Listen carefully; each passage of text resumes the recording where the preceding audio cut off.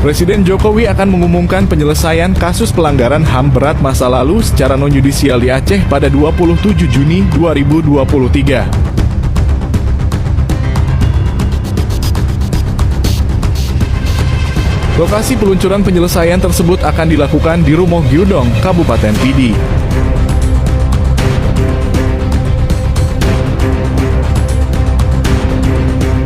Tragedi Rumoh Gyudong merupakan peristiwa penyiksaan terhadap masyarakat Aceh oleh aparat selama masa konflik Aceh dari tahun 1989 hingga 1998.